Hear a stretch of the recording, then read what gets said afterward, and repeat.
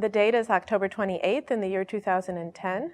My name is Anita Hecht, and I have the great pleasure and honor of interviewing Professor Seymour Drescher on behalf of the George L. Mosse Oral History Program of the University of Wisconsin-Madison. And we find ourselves in the Fluno Center for Executive Education in Madison, Wisconsin. And welcome from Pittsburgh. And thank you. My pleasure.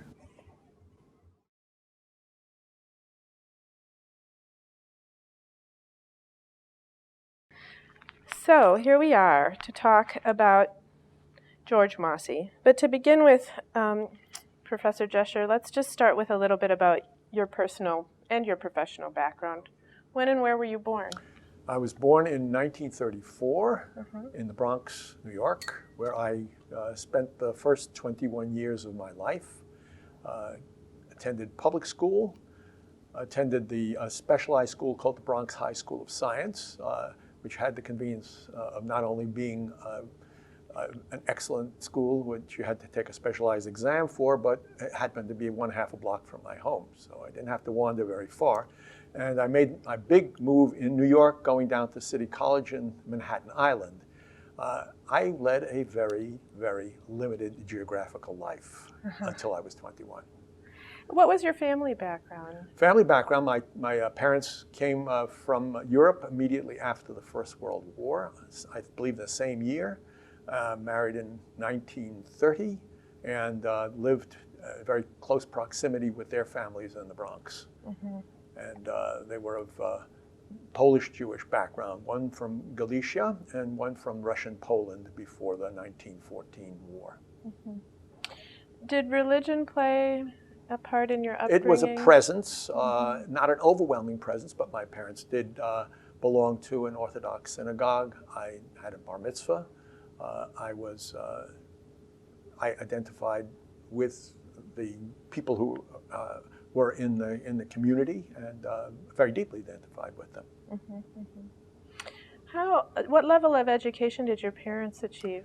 My parents, not beyond the 6th grade. They came over, they were both, my father was probably 12, my mother 10, and they both went to school only long enough till they could get jobs in the New York garment district. My father became a hatter. He blocked hats, he had on his hand big calluses.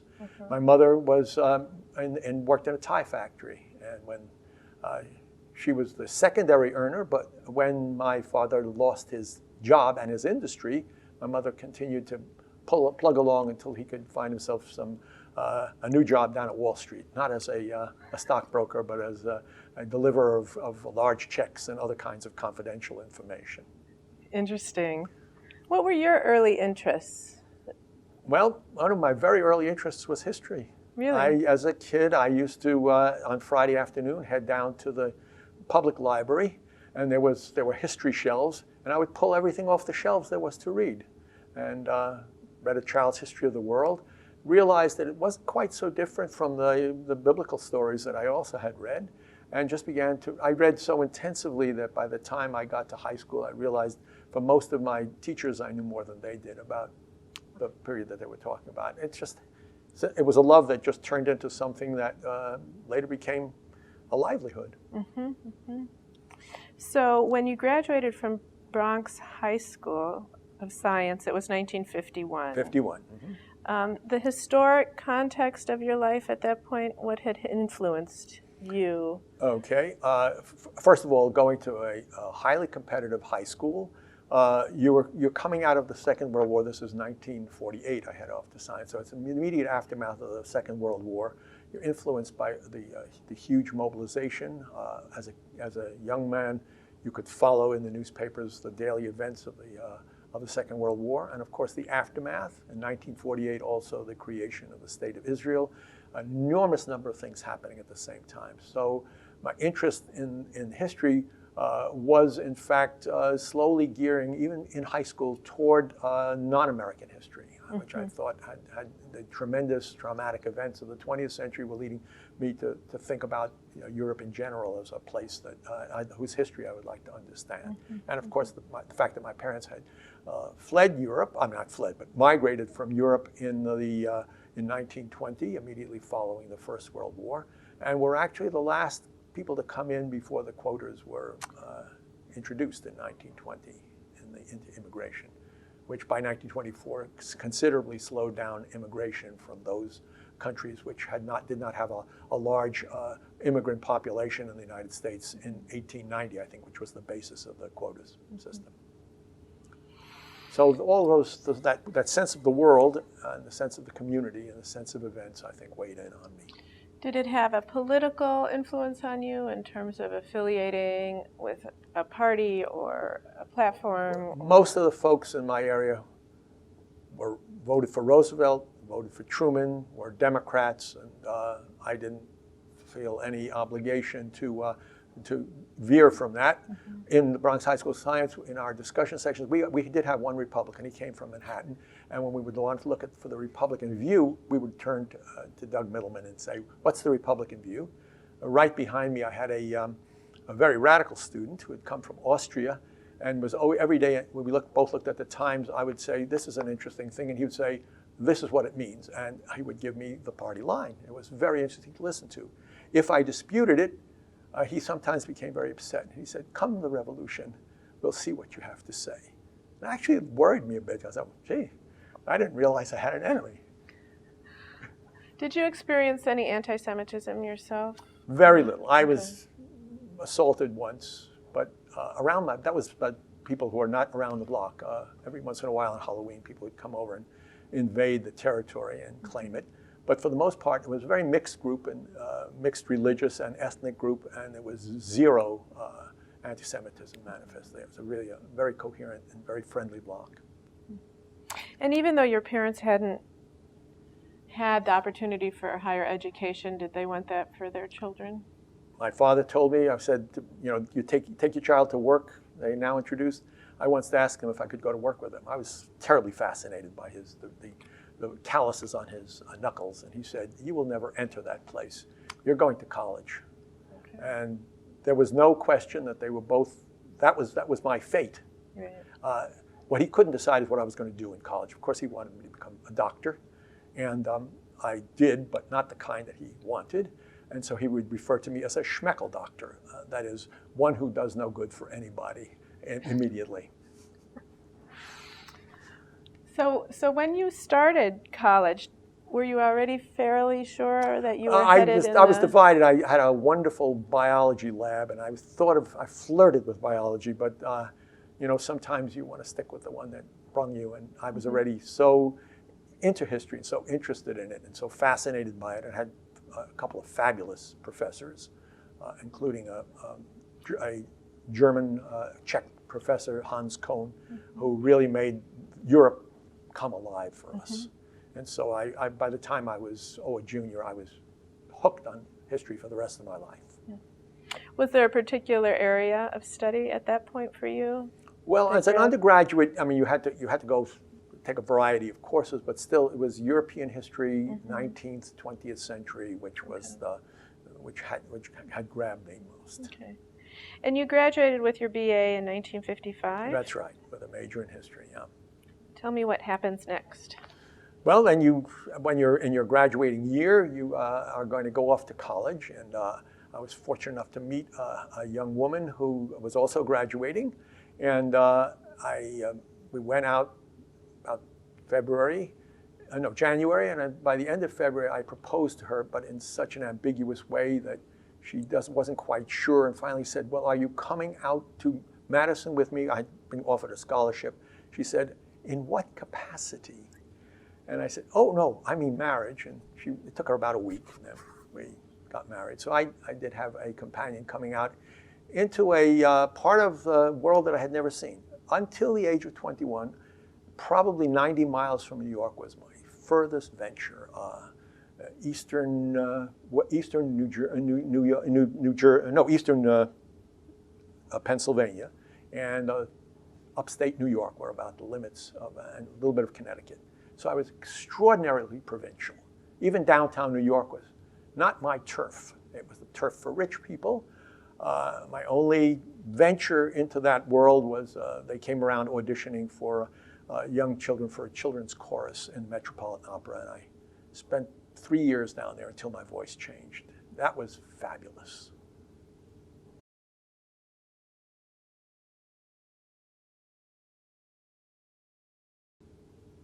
So really coming to Wisconsin was like the Wild West or something. It seemed like another world.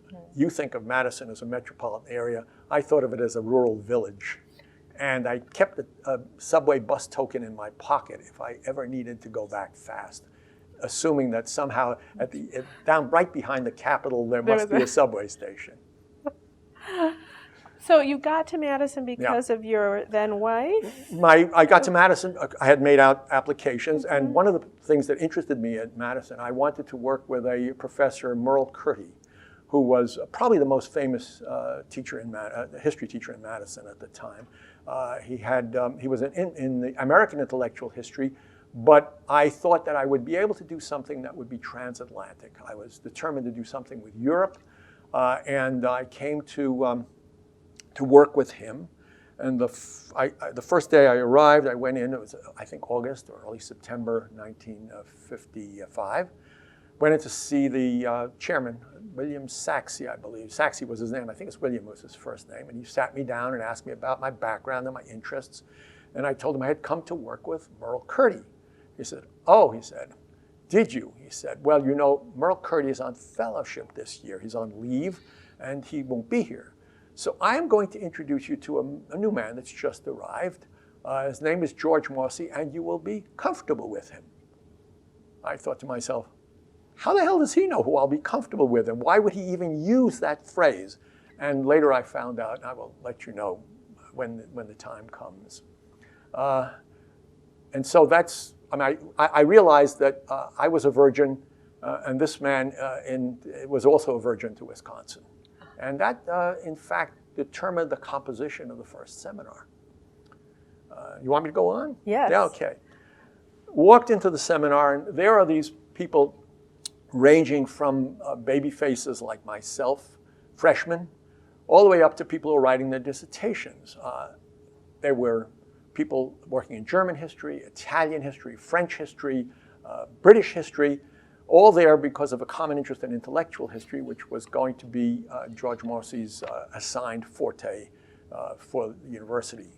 And it was really a motley crew. Some of these people were well formed. They were on their way. They were writing their dissertations. They were mature graduate students. And others were, just like me, completely wet behind the ears. And that meant that the older ones were the ones that set the tone. And the tone was also set by our new instructor, who gave us the impression right away with his statement, this is a history seminar. We reserve nice comments for the sherry hour afterward. This is a critical analytical seminar. I immediately got the message. This is a bullfight, and we are the bulls. And we are also the picadors and toreadors. And that's the way it's going to be. And it was really an education. I'll just give you one example because it was the example of my life. I was assigned, he said everybody has to bring in one paper a week. He's not going to do any of the talking. He'll talk at the end, he'll summarize. But you're assigned a paper, you bring it in, and everybody has the task of going at it critically. So I thought, I'm not ready for this. The older folks will have to go, but he went around and we were sitting in order, and I got week number 4. This was week number 1, 3 weeks. Come up with a topic for your master's. You're going to get your master's fast in a year, so you better come up with try to come up with a topic very quickly. Okay, I know French. I run into the Memorial Library and I start pulling books in French history off. Now that doesn't seem to work. It's not going to work fast enough. French novels. Start pulling out French novels, and I said, what would I be interested in French novels? Or should you give me the kind of transnational thing I had come to work with?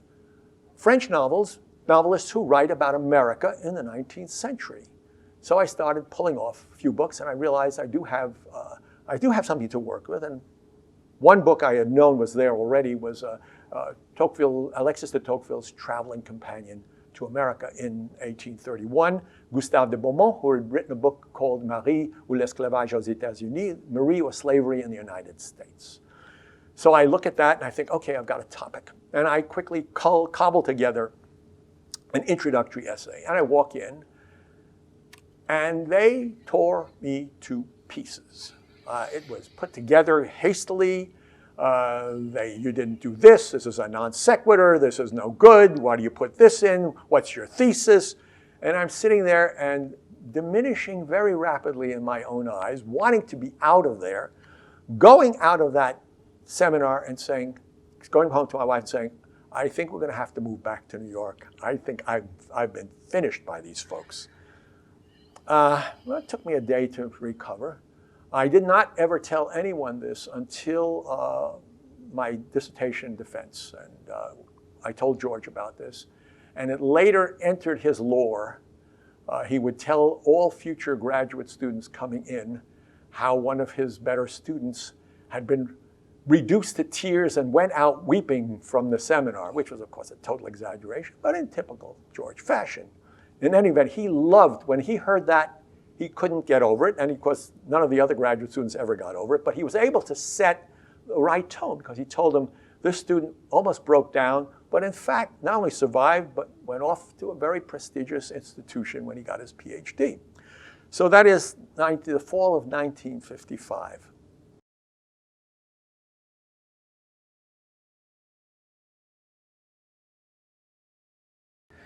Well, there's another part of George that has to be talked about because this was his undergraduate teaching. George, if you saw him, you realized that he was a cut above all the other lecturers that you could possibly attend. I only had one person in City College who came close to him. This was Hans Kohn, and I realized that I could only mention that once because George did not like rivals, and he kind of said, yes, but I'm better, am I not? And I said, yes, of course you are. But in his lecture, this was the first lecture, of course, and he had a relatively ordinary classroom, full, but not immensely full. And I would sit up in front with my jeans, which was I had one other pair of pants, and listen right in front and drink it up and be critical at the same time because I realized, okay, if you're going to be like this to us, we've got to learn how to be like this to you when the time comes for you to talk. You want us to be seminar students who are critical? We'll be critical. And I listened and I loved it. I mean, he was absolutely fascinating. But I didn't know where I stood with him. This is late in the first part of the term. I'm getting good grades, a midterm. But where do I stand in the seminar? Was this first baptism of fire an indication of my standing? Is it worth my while continuing? And one day, toward the end of the term, he said, come to the office. Come to my office. I go into his office, and he said, there's a small fellowship waiting for you. It's $200. And I thought, oh. And he said, and the first thing I want you to do with that fellowship is to get yourself another pair of pants. I can't stand watching you only in jeans. Jeans were not the garb of everybody by then. He said, you've got to have another pair of pants. It's just impossible.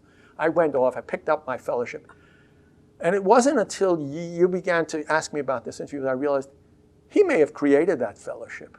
It may have been his money that he put in there. How does the history department come to give a fellowship? They may have had some money, but I have a feeling that he just wanted to show me, you know what? It's okay. I've watched you now. You take your turn as the bull, but then you become picadors. And I was doing pretty well as a picador. I learned my craft pretty well. And by the time the second or third year, we were all masters of slaughtering each other and then surviving for the next day. There's a wonderful cartoon in French history where there's, in the Third Republic, they have ministers who constantly walk the plank on a pirate ship, but there's another plank under it. They fall, they hit the plank, and they go back in. And so I always told my graduate students, that's what it is in a seminar. It can only kill you, but they don't really destroy you, and come back and you're a better person. Anyway, so I knew that I was on the good side, and pretty soon I got a chance to see that he really thought very highly of me. Do you want me to go on with this, or shall I? I've got many questions, but Okay. if there are places I'll you just want to continue go, a I'll little let bit you more with go that. ahead. 56. I have to say this about George. He was a combination to me, and this is why I wasn't really very comfortable with him. This was a man who announced that he had been from the upper classes of Germany. That put us at one distance. He had gone to a Quaker high school in England, Bootham, I think it was, and he spoke with a British accent. So he was a combination of a German bourgeois and an English gentleman, neither of which I was. And it kept ringing in my head, why am I supposed to be comfortable with this man? I'm not comfortable at all. He's an exotic European, and I'm a Bronx American. And then it became clear to me why Saxe had said this to me. In the fall of 1956, the year after I was there, the Suez War broke out. The Israelis invade Suez. Within a couple of days, they're down to the Nile. The British and the French come in, and George Mosse comes into the seminar with a slight grin on his face, and he says, "These Jews have become Prussians." And then he smiles a little bit, like, they know how to fight. And I thought, he wouldn't be saying that unless he had some link. I don't think what my first idea was, this is a guy who may have a Jewish background somewhere, but he's obviously an Episcopalian or a Quaker. He's not Jewish. But there I said, maybe he's nothing, but obviously there's a linkage there. Other than that, he was a closed book to us. This seminar, made up of a composite, was not like it was 10 years later when people came because he was there, because they knew him. This was a man who was introducing himself to us and us to him. And for the time I was there, it was a much more open seminar. People went in all directions: Reformation history, 19th century Britain. I'm picking up on Alexis de Tocqueville. And we didn't know where he was going. And I didn't find out until I left.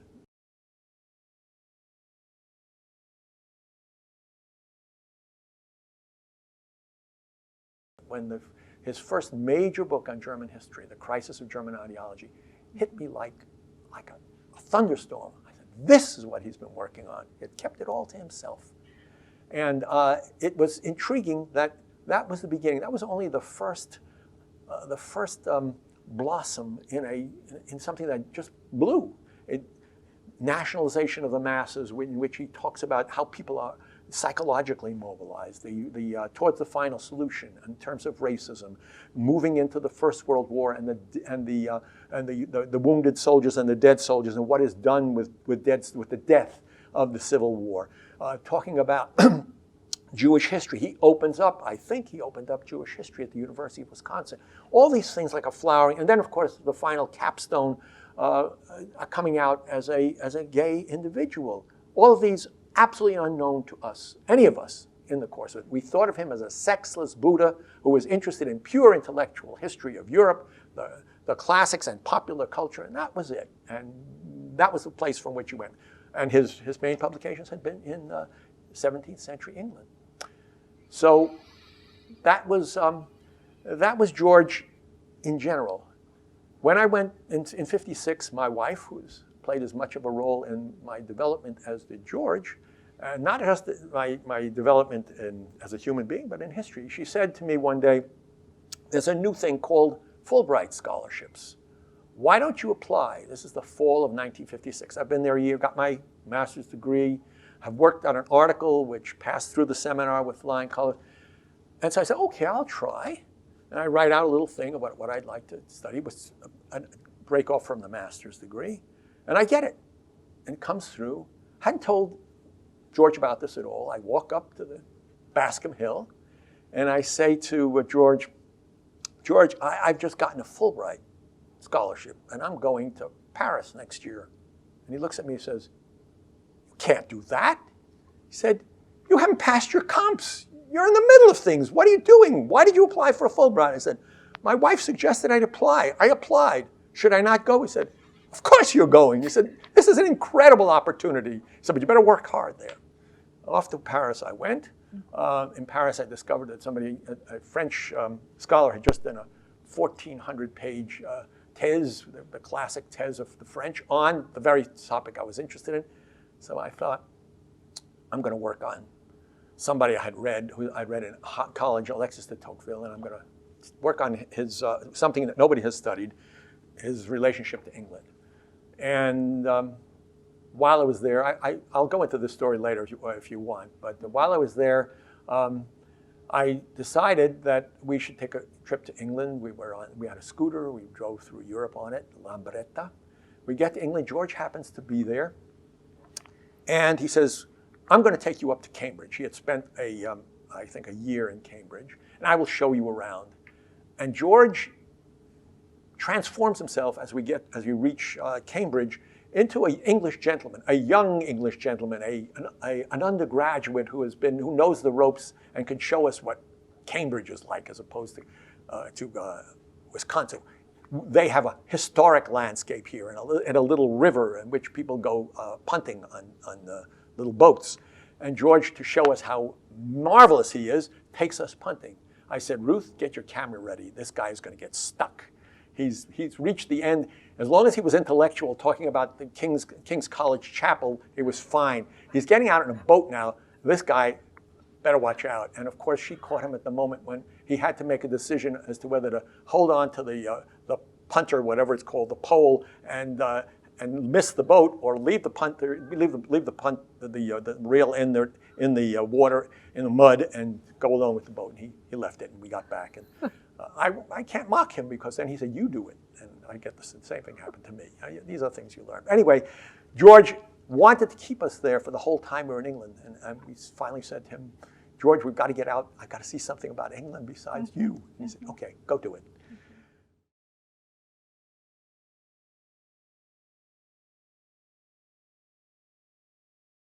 Okay.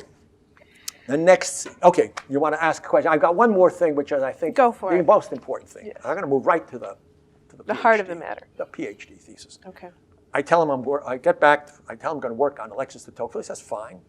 He loves everybody to take their own. He's a charismatic figure, but he's not a Pied Piper. He doesn't want imitators. He wants people to venture. I start working, and I begin to produce my chapters for the seminar. And after about the second chapter, he says to me privately, why would you work on a man like Alexis de Tocqueville? He's so sane. And I realized, sane, S-A-N-E. He's not one of these mythical, irrational creatures whom he loves to study. And I said, well, George, I happened to get hooked on this guy, and I wrote a poem about one of his books, so I guess that's, touches the aesthetic a little bit. And he said, that was fine. And then by early 1960, I'm ready to do my thesis, and I get very ill. I have a leaking appendix, go to the hospital over here in Madison. It turns out to be a very complex operation. I'm up on tubes for 3 weeks in the hospital, constantly losing weight. My intestines don't work. George doesn't show up for 2 weeks. Finally, my wife tells me I'm beginning to get better. He comes in and he says, okay, I've got good news for you. Now he knows that it's worthwhile investing himself in me, okay? I don't think he'd like to see somebody smelling of pus and all the rest. He says to me, you got your job I put you in for a job at Harvard, and you got a job. I said, George, I can't do this. I said, I haven't finished my research on Tocqueville. The big primary research at Yale, I've got to go back and do it. He said, nonsense, you're not going to do that. You're going to go and take the job, and you're going to write the dissertation, and it's going to be written by June, because that's what you need. I said, George, what am I going to do? He said, your topic is Tocqueville in England, right? I said, right. He said, you're right. Tocqueville said this, Tocqueville said that, and you get your degree, and you're out of here. You'll touch up the thesis for the book later on. And that's a message which I've been able to communicate to all of my graduate students. The dissertation is a union card. If you work for 10 years on your dissertation, you put out a book-style book, really a good book, nobody will publish it, because it all goes on dissertation abstract, digital dissertations. And what do they do with it? Anybody has access. Nobody's going to publish it. So he got me uplifted, and that was the moment of, to me, it was a supreme moment. Mm-hmm. It was a moment of utter confidence in me, a moment in which he was sending me off, and he knew that I had to make my career out there with a dissertation. It turned out Harvard was a very different place from Madison, a much more hierarchical place, but I was then on my way. And you were his first placement at Harvard? Yes, yes. I may have been his last. But I think they needed somebody then, and he probably pushed my name forward, and that was it. And I had about a half-hour interview before it. Do you think you were unique in the amount of attention he gave you as a graduate student, or did he really take such a deep interest in the well-being of? That's one of the major points that has to be made about George. We all felt, all of us, that he was paying a lot of attention to us. And first of all, you have to realize we had the luck of having a man who had no wife, no children. We were his children. We were his mates. Mm-hmm. And we had all the seminars at his home. And the sherry was served, and we could say nice things to each other after the seminar. And I had the feeling that every one of us, every single one of us, was followed very closely and very carefully. And as he got into his full stride after we left, I think he attracted people for precisely the same reason. He paid attention. One of the people came later. I met him at one of the meetings in Madison we had at the very end of the 1990s. And he said to me, he came to Madison as an undergraduate, and he was a man who came down to the Lake Mendota, the waterfront, sat down. He recognized him from the undergraduate, sat down and started talking to him right away. Only faculty member he had ever met who did that. George did use his social and spare time. He had to have a special talent for attracting people. Didn't have a built-in family and a built-in wife and a built-in social manager, as wives frequently are, or husbands if their wives are working. And so he developed that sense of investment. No, I was never unique. I knew that, and I wanted that. I was not even one of his housekeepers. He always had housekeepers, and they were, I think, most intimately involved with him. And they would love to belittle him in his daily work. He was a complete incompetent at doing housework and washing dishes and the rest of that. So they could get a feeling of at least technical superiority in the housework, even though they were not his intellectual equals as yet. Do you have any ideas about where his skills as a lecturer and a mentor and it came from? That I can't tell you. I do know that he was hired by Wisconsin for his ability to draw crowds. He had first gone to Iowa. I don't know how he developed it. I do know something. Yes, my brother-in-law during the Second World War was in some training camp, and George was lecturing on the background of Germany, and he said George would always just walk to the front and make these two little steps and burst out with something. He was already a unique teacher. I don't know where he got it from, but he obviously developed it at Iowa to the point where he was teaching to 1,000 students. And when he came to Wisconsin, it was because of that. And the very second semester of his teaching, he walked into the room, and the room was not only full, but there were students out in the hall. There was long lines of students, and he said, oh, well, we've got ourselves a bigger room. There are just too many students. And we all poured out of the room, marching down to the next hall. And one of the students next to me said, this is the biggest migration since the Exodus. And that's the way we felt. I mean, but it was a Moses who didn't want to lead. His whole life was telling, charisma is one thing, but be wary of it. Mm-hmm. And be critical. And that's why he was training us all to be very critical. It's very easy to get people to be convinced of that, to be convinced of your specialness. And it's a danger. Such an interesting contrast to the Holocaust, of which he was. Oh yes, exactly. He was saying that the big question: how is it that so many people get caught up in so much irrationality and myth?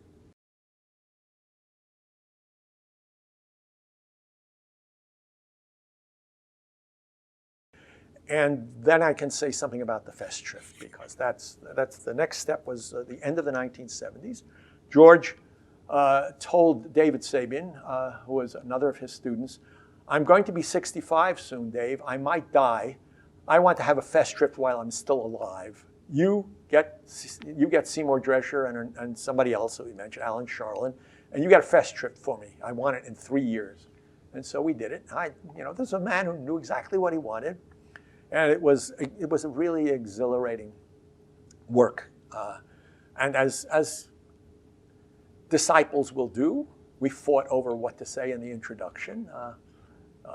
David wanted him to be a quasi-Marxist and emphasize George's focus on class. I wanted him George to be a student of mass society. And so I wanted to insist on his cross-class analysis about the ideology and its appeal, especially German ideology. And so we quarreled in a wonderful correspondence for about 3 months, and Alan Charlin stepped in and voted, I think, mostly with me. So we got that in. And so at the Festschrift, my talk was basically taken from our correspondence. The debate between the clearly classy Mosse and the mostly massy Mosse. And that was the Festschrift. But the most important thing that happened at the Festschrift was getting back to Mr. Merle Curti, who gave a talk, and to explain how George got to Madison. He apparently came here very briefly, impressed people with his ability to draw crowds. They wanted somebody in Western civilization who could teach lots of students. And so he was put on a list of people who were potential appointments. There were no Jews on the history department at that time. George obviously had the best credentials. There's Iowa, 1,000 people with the best credentials. But he wound up only one of 3 people, and he wound up choice number 3. And they hired someone else, I believe, in 1954, an independently wealthy scholar who, by the end of the first term, decided he didn't want to teach all his life. This was not what he wanted to do, spend his time in a classroom. And so he left at the end of the year. Number 2 had already gotten a job at another place. And so there they were. George Mosse came, having been acknowledged as eligible and now hired by default. And Merle Curti said it was a very interesting, he wouldn't go into the details, to see how difficult it was as late as 1954 to get into the history department somebody who was of that particular background. And I know this was the case because in the economics department, a very famous economic historian, Selig Perlman, was on the history department list for outside evaluators, and after, I think in 1939, refused to serve anymore. He said, if they're good enough to be your graduate students, one of them should be good enough, that he meant Jews, should be good enough to be in the history department. But it took them another 14 years to get around to that.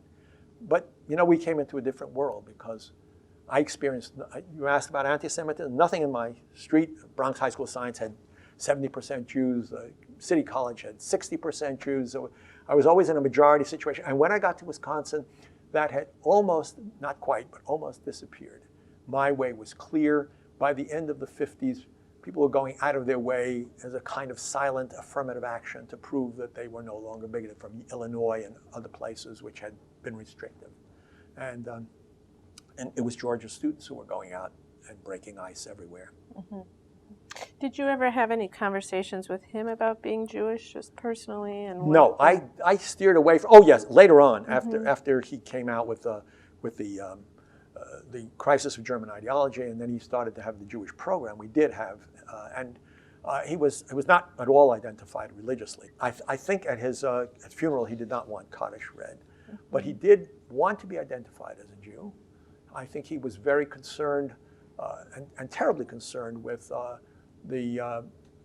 Israel's development, not just its existence, but he had a list of people who were his culture heroes. That is, early Zionists who wanted an integrated or a two-state solution for the problem of Palestine long before it was even formed, And my favorite City College teacher, Hans Kohn, was a man who had been disillusioned by the divisions, by the fact that the Jews in Palestine were not sufficiently cognizant of the fact that they had a real massive problem of people living on the land already and were not addressing themselves to it, were trying to look the other way. And so I think George felt affiliated in that way. One of his friends, his very young life friends, once told me that she sat in a seminar in Jerusalem, and he was talking about Jews in the early 30s, and someone in the seminar asked him, what did it feel like to be a Jew in the early 30s? He said, well, you could take a walk over to East Jerusalem. You might get some inkling there. What it feels like to be a minority, to be rendered, how shall I say, insecure, constantly and totally insecure. So that's the kind of affiliation he had. A great and deep, I think, an abiding affection and a deep interest in the history of Judaism, but also a sense of wariness about the way Israel was developing. And the nationalism. And the nationalism, of course, Yeah. and it's part of the dangers of nationalism. People who cease to worship God and worship themselves. That's the opening theme of the French Revolution and the nationalization of the masses. And it's a thing that sticks in your mind, and it runs right through that. And worshiping is the key. Mythologies that you build up in order to create myths.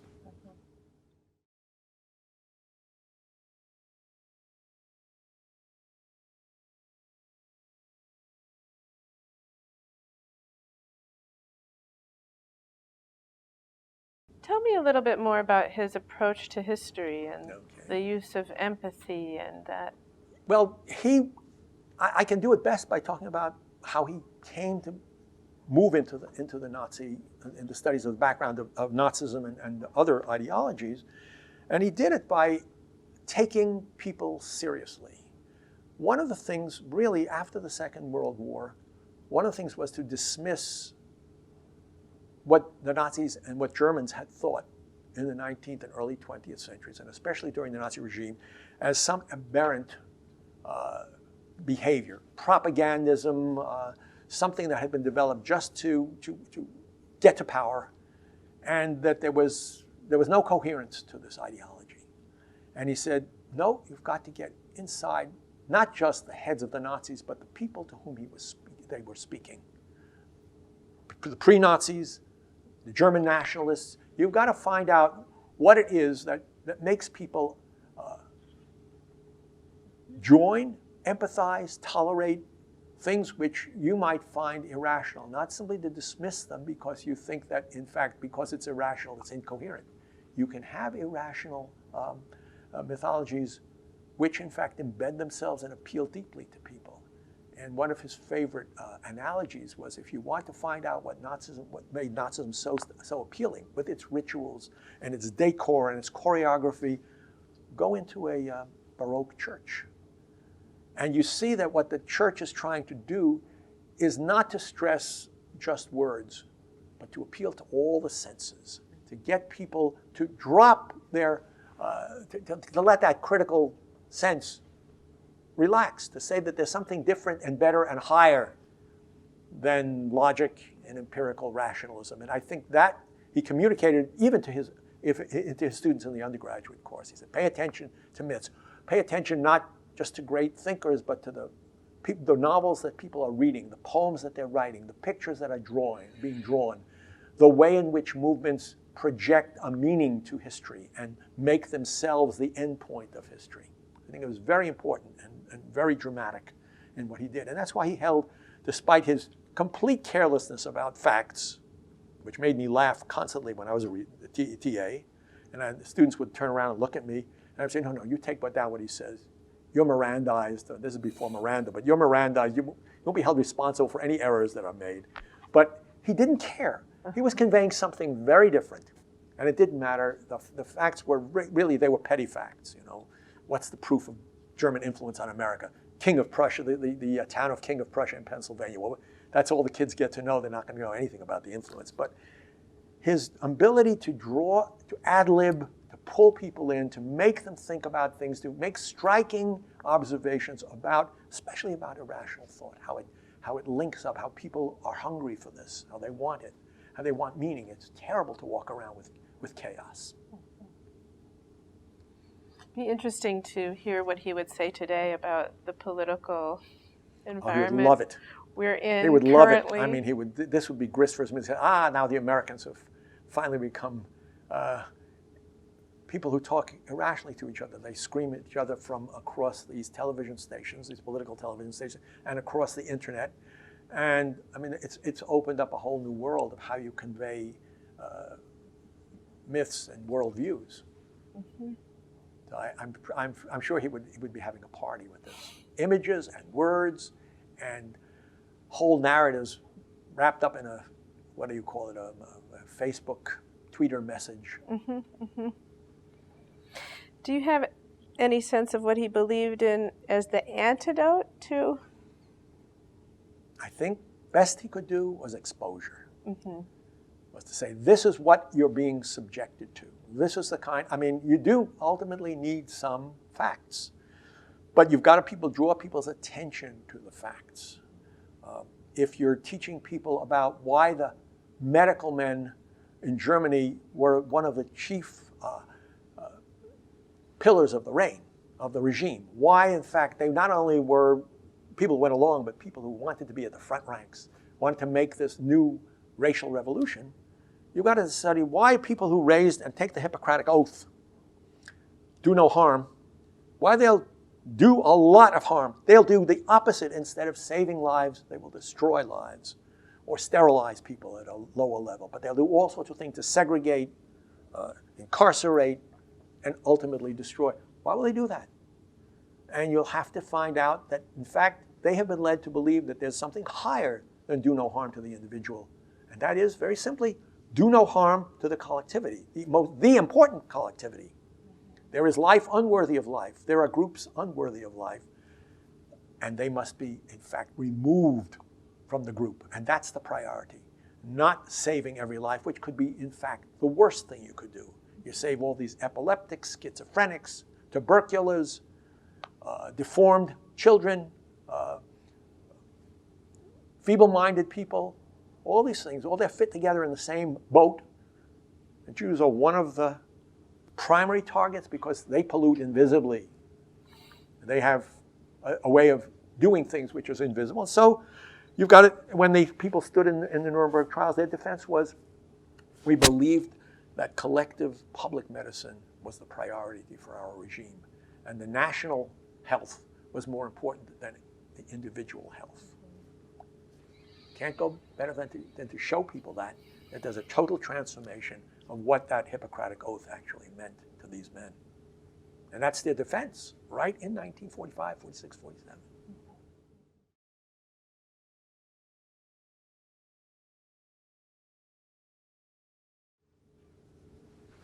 How did his interests and development as a scholar into these areas influence your path and what your interests became? Okay. Well, in one sense, very little, because when I left, he was still the scholar of the Reformation. But when I worked on Tocqueville, I was not particularly interested in the irrational. Increasingly fascinated by it, but I turned to the idea, okay, we looked at stories that are told by men who are intent on very horrendous transformations of society and restructuring of society. But is it also possible that there are myths created by people in the name of the good? And so, having gotten interested in abolition, I began to be interested in what are the myths of the abolitionists, which is in fact something I'm going to be talking about this afternoon. The myth of the free labor ideology, that free labor is always superior to slave labor. And that's one of the reasons why, in fact, it's much better to introduce emancipation for everybody, because, in fact, everybody will be better off. The society will automatically become wealthier and richer. Well, and of course, it will be freer. And therefore, it's the myths of the abolitionists which also demand analysis. And it's caused a bit of a stir. Mm-hmm. But that's one of the real impacts that he had on me. And just indirectly, just reading the stuff and reading his material and the way he approached things. That's interesting. So as a scholar yourself, as a teacher yourself, you said he influenced you. Oh, yeah. The mobilization of the masses is my big deal with abolition. So that's the big difference between why nobody talked about abolition for 2,000 years and why in 50 years it suddenly became the agenda of a world movement. And by 100 years, every civilized society had pledged itself to be anti-slavery instead of slavery. No, it's not a bad transformation. Not a bad transformation. And then, of course, why it doesn't work all the time. Because in Nazi Germany, or in Europe itself, you had more slave laborers working in Germany in 1944 than had been working in all of the Americas 100 years before. This is not a tale with a happy ending. In history, there are only occasionally pleasant interludes, no happy endings. That's Drescher, not Mosse, but I'm sure he would have agreed with that. Tell me a little bit, this is moving back sort of chronologically, just the context of Madison and the history department and anything you can compare to today or contrast from today. Well, for me, Madison was, first of all, it was an opening up of a whole world. I mean, Madison, but 5 years down the road, I didn't want to leave this. I said, I want to stay for another year, do research. Part of it was, this is so comfortable, this is so wonderful. I've got this great mentor, I've got these wonderful, I was finishing my PhD in 5 years. Most of the seminar was, they were taking an extra year anyway to do it. And I thought, oh, it would be wonderful to spend another year. Why do I have to go out in the world and work? This way, you're sitting on the consuming end, rather than the getting out in front and really transforming yourself in relation to to students. And Madison to me was a bit of paradise. I had I had stepped into this magnificent relationship with this magnificent mentor. There were gathered around him a group of just bright, energetic people who, when they got the message, be as energetic and creative as possible, were responding to it. And he had produced a fabulous set of graduate students. And the history department in general, well, that was less important because at that point, I don't know if they still do it, you went into your major professor's fief, and that's where you stayed for the full 5 years. I took seminars with other people. That's what we did. I never found even his near equal. I found some wonderful lecturers in American history, but that wasn't turf that you only went with your major advisor's permission. You went to a certain turf, and if I said I'd like to do such and such, medieval history, good, you can do it. Comparative literature, good, you can do it. Russian history, fine, you can do it. American, you don't need to do American history. That's off your grounds. You've got enough. You had enough undergraduate history in America.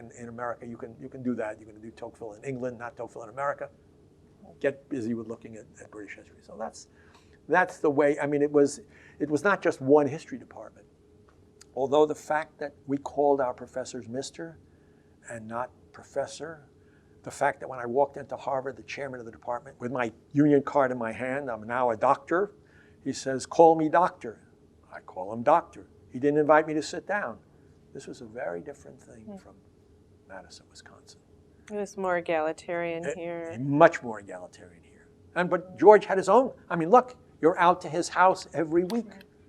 You're in a constant relationship with him. So in fact, it feels more like a family than it does like being in a university, a graduate school. You feel a tremendous degree of comfort and security.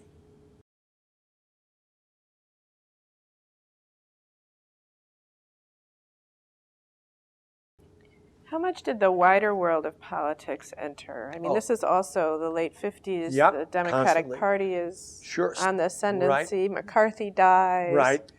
I came out just to witness the last move of McCarthy. I went to work for the guy who was there was a group called the Young People's Socialist League. It was the last gasp of them when I came out in '55. I think they were mostly people from New York. And he showed me, he came back one day from a meeting of YPSL, Young People's Socialist League, and he said, this is what they were carrying outside. It said, kikes go back to New York, okay? So that was there. But you know what? It was the left that was beginning to really take off. There was a group of students who founded a new journal called Studies on the Left. They were very committed. In fact, many of them were good, hard Marxists. And mostly what you saw was a general changing of I don't know how it had been in 52, 53, 54, but by 56, 57, 58, the McCarthy is just gone. He's vanished. And McCarthyism has vanished, and there's a new ethos that's brewing on the campus. There were highly political events. The U.S. sent troops into Lebanon. There was a protest. There was, of course, the Cold War being fought. But I didn't have much. I mean, I did engage in lots of discussions with the folks on the left, but I was wary of them. There was one thing that happened. It was a student, one of the foremost students on the left. We were walking home one night, and his wife had gone, one of the first to go to visit Mao. I think it was 1959, 58, or must have been 59, or the fall of 58. And I said, well, one thing I can't imagine is what's going on in China. There are thousands, maybe millions of people seem to be dying. The landlord class as a whole. Why do you have to have death as a penalty for living under a revolutionary government? He said to me, you fail to realize life is very cheap in China. I said, so what is the revolution all about? It was cheap. It is cheap. What's the revolution? It's just one more person coming in and taking his cut into the vast tradition of bloody suppression. And so I was a little wary. I stood off from that. I was not, I figured I had one myth in my childhood. It was okay. It was comforting. It lasted for a couple thousand years. Let this new myth of revolutions remaking the world, let's see it last for 50, 100 years. What happens to it? Are people wealthier, healthier, happier? We'll see.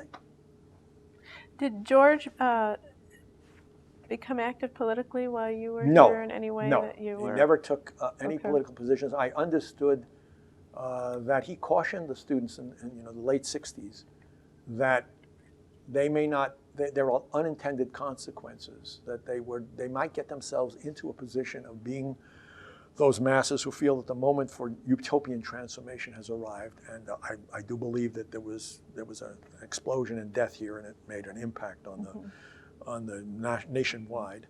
And other teachers, other professors had encouraged the students and then backed away when the time came to stand out for them. Because George had cautioned them, but always spoke to them, they had a confidence in him. That he spoke to them straightforwardly, but he wouldn't betray them. He was, in fact, steady, and he did. He went to the defense when the time came. So that's again, the kind of person he was. So you worked on the Festschrift, that was 1982. 1982. Tell me about other joint work that you did together. Okay. In 1984, I was at the Wilson Center, and as I said, I undertook a program I'm not sure, I told somebody else earlier in the morning. I undertook to set up a program in European studies, and what I liked most about the invitation to join it for a year, just take an additional year off after my fellowship there, was that they said they were setting up a program. It was an all-European study. It was not going to be Eastern Europe and Western Europe. And that attracted me enormously because my general perspective was, look, Europe has been there for at least 1,000 years, 2,000 years as a concept. And this is just one late development, this division along this particular boundary line. Really what you have to do is discuss the long-term trajectory. And the European division is temporary, or we don't know if it's permanent, but it's got to be a European program. So I went eagerly to set up the program, And before I left, they announced to me, well, the State Department was giving money, but only if they separated them in an Eastern European and Western European program. I had asked George to come in and be one of my advisors. You have a little team. And he spoke up very strongly for the retention of this original idea. He was taken by it. I hadn't consulted him before, but he just came in and he just made a beautiful, eloquent statement. But a beautiful, eloquent statement, doesn't talk as loudly as a State Department grant, which is going to be in perpetuum. George Mosse and Seymour Drescher come and go. The money stays, and so we had to wait in 1989 before the two systems then began to fuse again. Mm-hmm.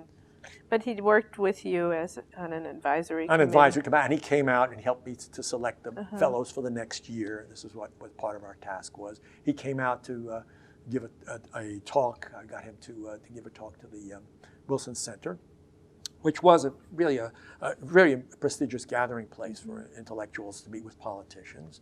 And then our final collaboration, which was not as close as it might have been, was when he asked me to become an editor of the Journal of Contemporary History. And felt he was getting old. He wanted somebody to replace him. I wasn't sure that I was the person for that because I had been focusing mostly on 18th and 19th century stuff. The focus of the Journal of Contemporary History had been very heavily on Europe, and I was interested in I'd been becoming globalized, looking at slavery in global perspective and transcontinental rather than regional European. But I agreed to go on. I thought it was a wonderful compliment that he paid me. I stayed for a few years, and then I was very happy when Stanley Payne came on the scene. Somebody in the 20th century who had all the networks, who was willing, they didn't want to have reviews. He was willing to, in fact, introduce. I didn't have the confidence to say, look, this is your turf, and I want to put reviews in there, these different things. So it was really, I contributed less than I should have, and I was glad that I got out when I did.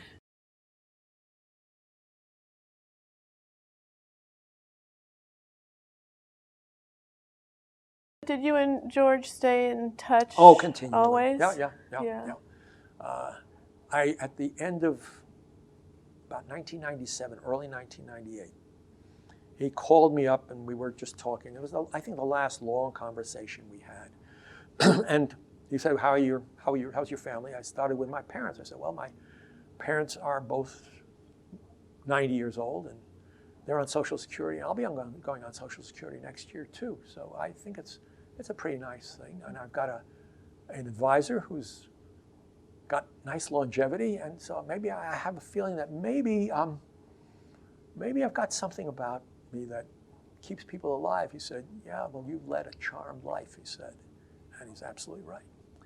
And but then a few months later, he developed the symptoms which roared through his body very quickly. And I only had time to send him the preface for a collection of my essays, which was coming out and would come out the next year. And I wanted him to see what I had written about him. I'd like to read it if you wouldn't mind. Oh, I'd love it if you read it. And this was in the preface. I had a chance to send it to him. And the book was From Slavery to Freedom. And it was a collection of essays written over, by 1994, then written over almost 25 years. So generational an exercise as this series of essays inevitably stimulates multi-generational reflection. My teacher and friend, George Mosse, receives his due only tangentially in these pages, where my historical interests briefly intrude into his own area of expertise. That was the Holocaust, comparing it to the slave trade. Yet no graduate student could ever have had better fortune than to share the exhilaration that was George Mosse's seminar. No aspiring young scholar could have been more challenged to sustained effort than I was by the relentless tide of George Mosse's own work. And no sexagenarian, that is me, standing amazed at the restless energy of his globe-trotting octogenarian mentor, would dare to dream of pausing for a breath in ours, the world's most satisfying preoccupation. I can only be thankful that my wife Ruth appeared on the horizon of my life just in time to keep George's example in comparative human perspective. I was blessed with this man. And it sounds like he felt the same about you. He did. He did. It was very mutual. Very mutual. We talked a little bit about the uniqueness of his career, and I wondered whether you could say a little bit on tape about that. Sure. Well, I mean, I think I have to reiterate something. He was so much of an enigma to me at the beginning, and I think he was an enigma to himself. One of the things that surprised me most was the succession of things that he got interested in. This German ideology, then the mobilization of the masses, this human behavior, the fallen soldiers, what the impact of the First World War, Jewish studies, sexuality and nationalism. This is a man who didn't just flit from subject to subject, just zoomed and zigzagged from subject. And I don't think any other historian that I've ever met had that kind of breadth, that kind of interest, that way of getting to a subject. He almost you sense that he felt that was in the air and he zoomed into it, and then other people come on board. And you could only fully sense what that had meant when in the posthumous meetings that I attended and the book that came out, what the sheer breadth of his interest was, and how he could stimulate people to think about their own work in ways that had nothing directly to do with their own work. Let me give you just one example. At one of the fest trips, the last one that I attended here, an Israeli who had attended his seminars in Madison and was talking about the fallen soldier, talked about the standardization of graves, the fact that all these graves were exactly alike in these World War I memorials, same shape, same size, almost always the same, for king and country or something like it, the same standard slogan. So it was the individual being absorbed into the group, into the nation. And he said, and I'm sure he said that Israeli graves are just the same. I'll bet you your war graves are exactly the same. This student said, you know what? I took him out to see an Israeli war graveyard, and everyone was different. Everyone had its own shape, and he said, the people who buried these people refused to let the state absorb that. It wasn't their dying and merging with a mission. It was the loss of a family and their membership in the family that was important. Then George said, oh, I like this graveyard. This is a good one. So there was, and I've given you one example, but you could see how he touched people again and again and again. As things began, and things just opened up behind him. He's always at the crest of the wave. I think of him as a kind of, to get back to the Cambridge boat incident, intellectually he was, Hawaii 5-0, on the crest, always at the top, keeping a little bit in front, and for the most part, making waves himself. So what do you think his legacy is in your mind? I mean, that's such a huge Legacies question. are something we don't know about. Yeah. I find myself being quoted as saying the opposite of what I said, and I realize that once it's out there for anybody to tear apart. There may be people who will deconstruct everything he says to show that he was really the opposite of what he was saying he was. I have no idea. I do know one thing, that he's obviously still part of the ongoing conversation. When I have a young person visiting me this morning and saying that he's working on an intellectual biography of George Mosse, it's still going on. He's still stimulating. He's still part of the conversation, and that's really the important thing. And he did begin these new areas of study here, with whether it was Jewish studies. Jewish studies, absolutely, and right at the front of things, and that's happened. You said that both the Jewish studies and the gay studies interests were shocks to you. Absolute shocks to me. I thought, okay, he might have some affiliation with his Jewish tradition, but that's probably what it amounted to. And he might go to Israel, but okay, he would be talking about Europe to Israelis. But when he started the Jewish studies, that really got me. I thought, he's investing his time in this whole new field.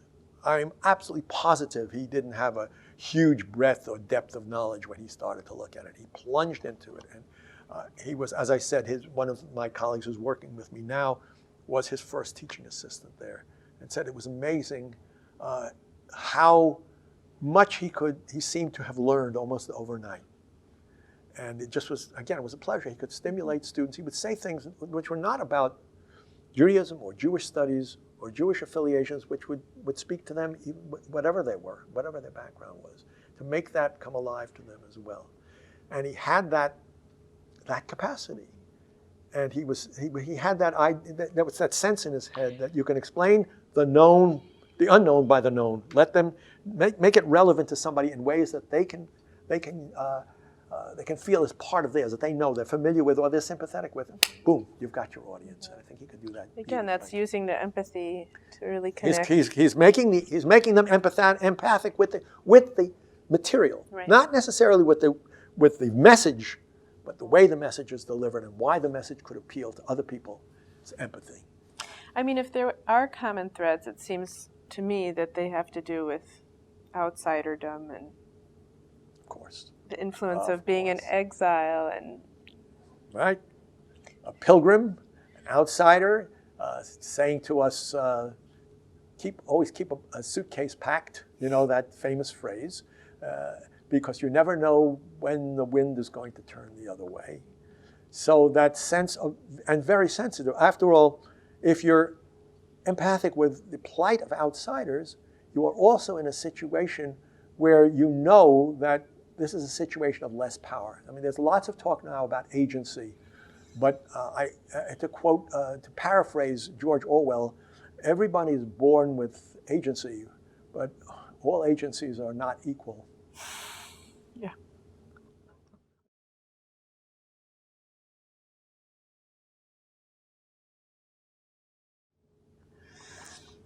Is there anything I haven't asked you or a story that you've thought of in terms of? Let me see. Let me take a look at my turf thing here. You mentioned he had a great sense of humor, and that's sort of come across in a lot of your stories, but if there are others that you... Well, one of the ways in which he could capture the audience was, of course, to make himself an exotic person. One of my graduate students' wives said, when she attended his classes, she said, "You were so exotic. You were old Europe. We could picture you, and that was what Europe was all about." And he would play on that. On his festive program, we put one of his little sayings. He said, which was totally absurd, but actually was perfect in its sloganeering. I was born to rule the German Empire.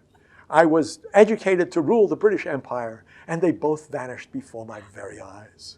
Okay, now, of course, he wasn't born to rule the German Empire. He was a Jew and was not going to become a ruler of the German Empire, and he was not going to be born to rule the British Empire because he was also born a Jew. In fact, one of the things that happened in England, I don't know if he ever told the story to anybody, was that one of his history teachers, I think Trevelyan, called him in once and said, "You are a very bright student, but either you better go into journalism or go to America." This was 1938, because it's going to be very difficult for a person of your background to get into the British establishment. Now, it had been done, but there were very few on the ground that were. Meaning Jews shouldn't study history. Jews shouldn't attempt, they can study history all they want. Don't attempt to get a job in it. Okay. Okay? That's the difference, yeah. Uh-huh. Okay. You know, he had an unusual late life experience of coming into a lot of family wealth. Mm-hmm. Another surprise, right? Surprise. All the intellectual surprises, this was another one. Finally, money could talk back. So Not like the Wilson Center. Tell me about that and whatever you I found out about it. Well, I found out about it. One of the things I immediately did, I went to Berlin to Germany in 2000 because my wife had fled with her parents in August of 1939 to America. And she was invited back to Stuttgart, which was her city of birth, to make her an honorary citizen again and to make her a real citizen if she wished, and she did. She became a real citizen. And we took a trip to Berlin, and of course we went to see the newspaper building in which George's father and grandfather had owned. A huge building on a block, a city block, and that was, I think, the basis of the wealth that accrued to him. And you went in there, and there were two things that were obvious. There was one little museum, just an alcove smaller than this little space around us, which had the history of the newspaper, which he made, I think, as a condition of getting the money from the German government. The second thing was there was a space there for the Jewish studies, and a third for gay studies. That had to be part. The rest they could do what they wanted, but that was part of his conditions. And I think there was a twinkle in his eye there too. I mean, it was not only that he was getting something back from history had turned around in his favor, but also putting gay studies in there meant that all of 19th century culture was being transformed in that little space as well, and people could study this perfectly openly and freely. I knew nothing about how much money he had. I thought it was only $5 million, not $14 million or something like that. I didn't ever ask him what he was going to do with all that money. My father was convinced that, in fact, he ought to leave it to all his graduate students. I said that wasn't going to happen, and I said it didn't need to happen. His graduate students were very comfortable, thank you. And he helped set them up already. Right. But my father had, of course, been an orphan in the First World War. No parents, and in the Depression didn't have much of a job most of the time. So he was very anxious to get his hands on anything that would make him secure if he could. But George, he never spoke to me about what he was going to do with the money. He mentioned it once in passing. He said, "I will do something good with it," and I expected that he would. I had no idea that he would create this fabulous institution that he has created with the money, and and he was very grateful to this university. He may have had trouble getting in the front door at the very beginning, but I think he felt that they were enormously good to him throughout the rest of his career, and he would never thought of going anywhere else. And I don't know, but I'm convinced that if like others who make a sufficient mark on the world, you do get invitations. Mm-hmm. And I think he felt very, very loyal to this institution. Do you have any sense of how the community responded to his coming out? Here, I don't know. Or just didn't make a single ripple. I mean, I knew he was gay long before he was. We actually said so because I saw him once at the American Historical Association, a meeting, and he embraced somebody and kissed them on the lips, and I thought, oh, that's interesting. He isn't really a sexless Buddha like we always thought. I mean it. Look, I came out of a very sheltered, I thought there were people who may act effeminate, but there was nobody who was really effeminate. I mean, that really had bond. I thought of this as really one of the myths made up about people who were effeminate. It didn't happen. There weren't any really gay people. I mean, it was a subconscious thing. I never discussed it. Nobody else, none of the other of us ever even speculated that he had anything like a different sexual orientation. Nothing. Sexless was the key. Mm-hmm. So again, all of these things, this man, like surprise, if you stood back and you look at his life, it's like one of these fireworks shows. You see this come out, that come out, next thing come out, and you say, okay, what's next? Because this is a bottomless pit. There's going to be more to come if you wait long enough.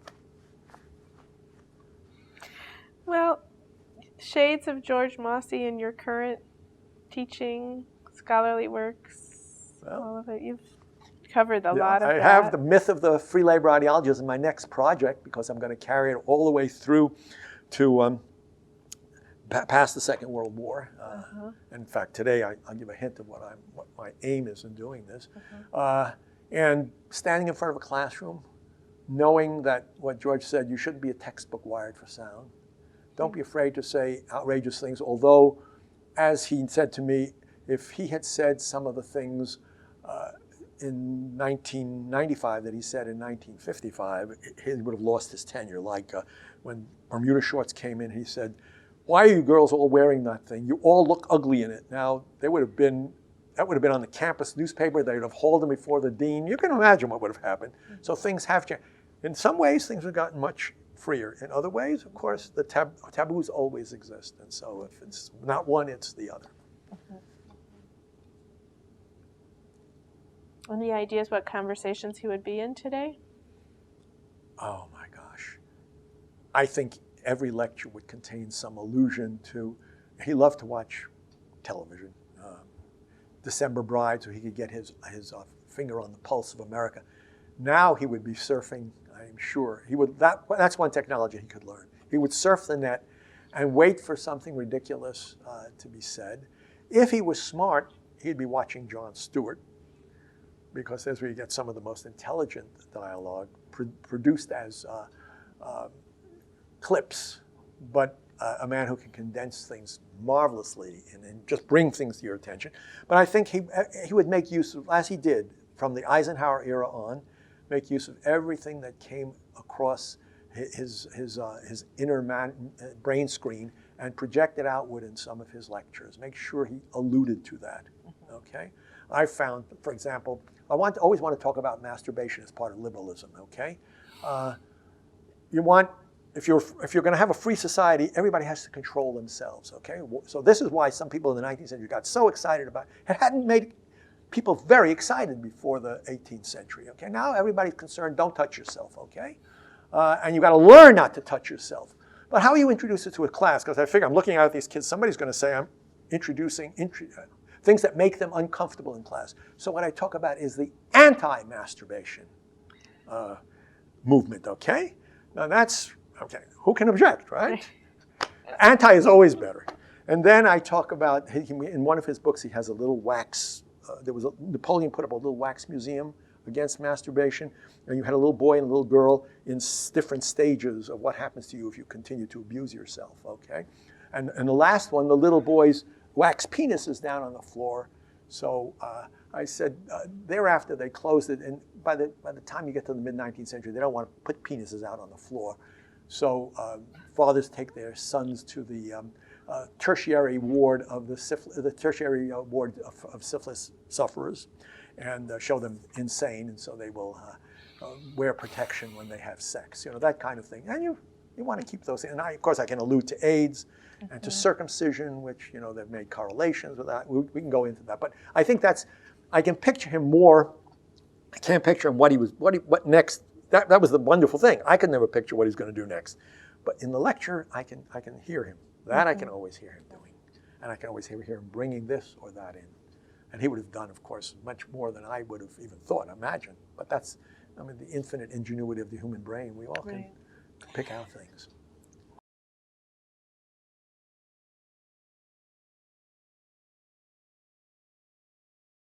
This is complete non sequitur, but I did fail to ask you about a film that you mentioned, I believe, that you made in '68. Oh, yes. Oh, yes. Back to irrationality. Oh, yes. That so maybe was it's not sheer a complete fun. Yeah. And he loved it. Tell me about it. What happened, you know, the events of 1968, the students go out, and in France, the workers also go out, and they bring France to a standstill.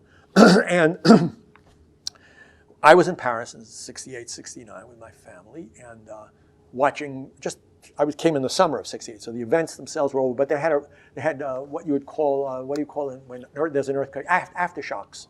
And the police and the revolutionaries were constantly getting to it, and my son was 8 years old, and for him this was like, you know, street theater, right? And he sees these long police lines moving down toward the students, and he says, "Let's follow them. We'll see action." I said, "We don't follow anybody anywhere. If you ever see police walking, you don't go anyplace, because these police, when they started, these were the CRS, the security police. They take your head against the ground. They play a little game of ball. Head against the pavement, comes up, stick against the head, goes back down, bang, bang, bang. It's like a little ping pong, okay? Anyway, students come, some French students, they've taken films of these events, about 9 hours worth of film, and I look at them and I think, well, this is just spliced films of different events. What if I can put them together? I put them together in a 50-minute, with a friend of mine and a 50-minute colleague, in a 50-minute film called Paris, Confrontation, Paris, 1968. And basically, it's what happens when you literally say, we're gonna really overthrow this whole bourgeois culture, this whole social culture. We're gonna make a complete, total social revolution. And the imagination to power was the slogan, okay? Anything you want to do. And they inverted all of the bureaucracies. They closed down the hospitals. They seized the theaters. And finally, the outcome was, at the end of our film, they didn't produce this film. We had a little bit photo about what happens at the end. Government calls for a national election, and the conservatives win the biggest majority that they have ever won. And what did the government do? In our film, we had shown the streets afterward, and there were burnt out cars, deux chevaux and Volkswagens and Mercedes, all burnt out. But there's nothing around them. There's burned out cars on the block. And I said, it's funny that the government took these pictures. About 30 years later, I read a study. Government made a deliberate decision. We'll clean out the debris around the streets, but we leave the burned cars there until after the election. Let people walk into the polling booth and say, that could be my car. I don't want that to happen. Enough people to give the conservatives, as I said, the biggest majority that they have. I don't think they ever matched it again. And I thought, if things go too far in France now, we will have the scenario. It may work itself out in the same way. So then that would have been George's advice to students: watch out for utopia. You may get what you wish for, but it may not look like what you want.